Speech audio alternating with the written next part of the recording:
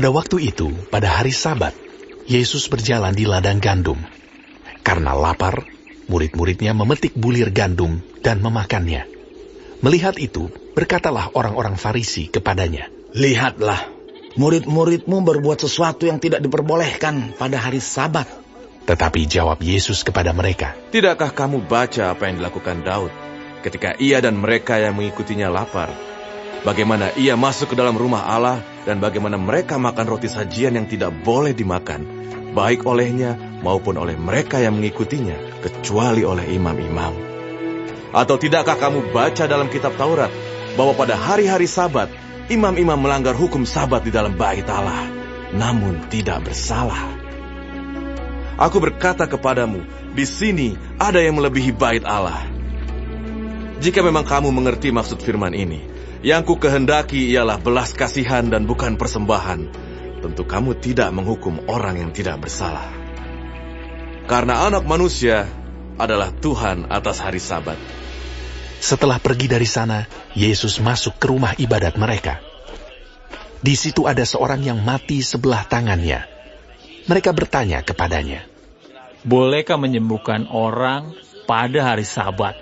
Maksud mereka ialah supaya dapat mempersalahkan dia.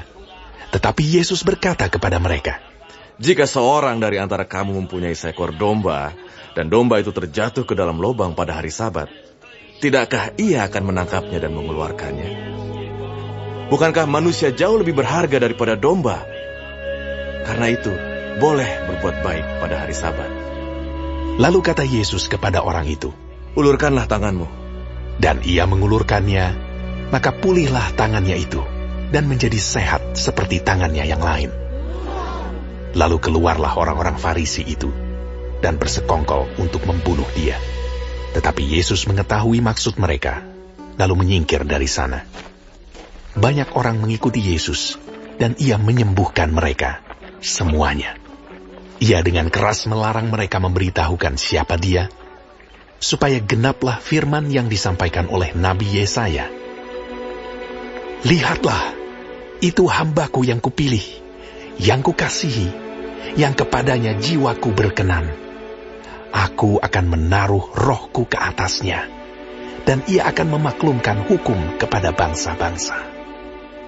Ia tidak akan berbantah, dan tidak akan berteriak, dan orang tidak akan mendengar suaranya di jalan-jalan.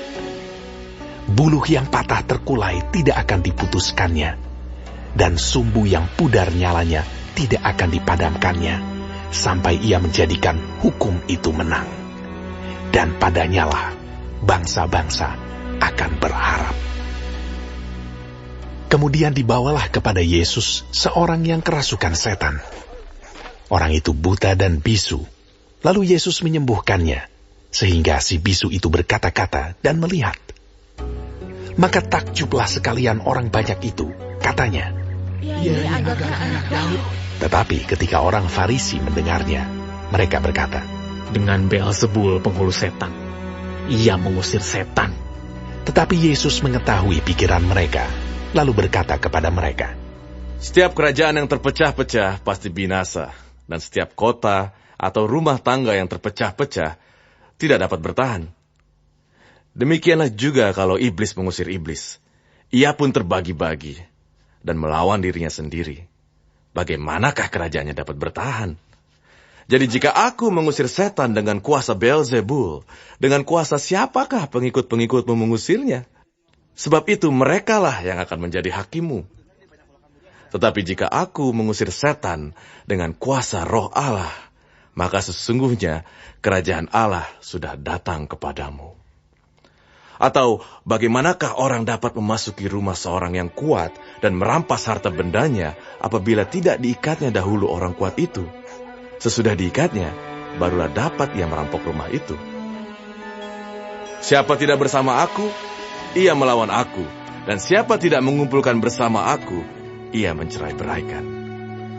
Sebab itu aku berkata kepadamu, segala dosa dan hujat manusia akan diampuni, tetapi hujat terhadap Roh Kudus tidak akan diampuni. Apabila seorang mengucapkan sesuatu menentang Anak Manusia, ia akan diampuni. Tetapi jika ia menentang Roh Kudus, ia tidak akan diampuni. Di dunia ini tidak, dan di dunia yang akan datang pun tidak. Jikalau suatu pohon kamu katakan baik, maka baik pula buahnya. Jikalau suatu pohon kamu katakan tidak baik, maka tidak baik pula buahnya. Sebab dari buahnya pohon itu dikenal. Hai kamu keturunan ular beludak, bagaimanakah kamu dapat mengucapkan hal-hal yang baik, sedangkan kamu sendiri jahat? Karena yang diucapkan mulut meluap dari hati. Orang yang baik mengeluarkan hal-hal yang baik dari perbendaharaannya yang baik. Dan orang yang jahat mengeluarkan hal-hal yang jahat dari perbendaharaannya yang jahat. Tetapi aku berkata kepadamu, setiap kata sia-sia yang diucapkan orang harus dipertanggungjawabkannya pada hari penghakiman. Karena menurut ucapanmu, engkau akan dibenarkan, dan menurut ucapanmu pula, engkau akan dihukum. Pada waktu itu berkatalah beberapa ahli Taurat dan orang Farisi kepada Yesus, Guru, kami ingin melihat suatu tanda daripadamu. Tetapi jawabnya kepada mereka, Angkatan yang jahat dan tidak setia ini menuntut suatu tanda. Tetapi kepada mereka tidak akan diberikan tanda selain tanda Nabi Yunus. Sebab seperti Yunus tinggal di dalam perut ikan 3 hari 3 malam, demikian juga Anak Manusia akan tinggal di dalam rahim bumi 3 hari 3 malam. Pada waktu penghakiman, orang-orang Niniwe akan bangkit bersama angkatan ini dan menghukumnya juga. Sebab orang-orang Niniwe itu bertobat setelah mendengar pemberitaan Yunus. Dan sesungguhnya yang ada di sini lebih daripada Yunus. Pada waktu penghakiman, Ratu dari Selatan itu akan bangkit bersama angkatan ini, dan ia akan menghukumnya juga. Sebab Ratu ini datang dari ujung bumi untuk mendengar hikmat Salomo. Dan sesungguhnya yang ada di sini lebih daripada Salomo.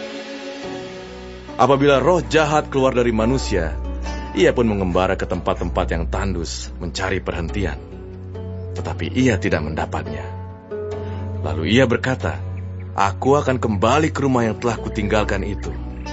Maka pergilah ia dan mendapati rumah itu kosong, bersih tersapu dan rapi teratur. Lalu ia keluar dan mengajak 7 roh lain yang lebih jahat daripadanya, dan mereka masuk dan berdiam di situ. Maka akhirnya, keadaan orang itu lebih buruk daripada keadaannya semula. Demikian juga akan berlaku atas angkatan yang jahat ini. ketika Yesus masih berbicara dengan orang banyak itu, ibunya dan saudara-saudaranya berdiri di luar dan berusaha menemui dia. Maka seorang berkata kepadanya, Lihatlah, ibumu dan saudara-saudaramu ada di luar dan berusaha menemui engkau. Tetapi jawab Yesus kepada orang yang menyampaikan berita itu kepadanya, Siapa ibuku? Dan siapa saudara-saudaraku? Lalu katanya, sambil menunjuk ke arah murid-muridnya, Ini ibuku dan saudara-saudaraku. Sebab siapapun yang melakukan kehendak Bapakku di sorga, dialah saudaraku laki-laki, dialah saudaraku perempuan, dialah ibuku.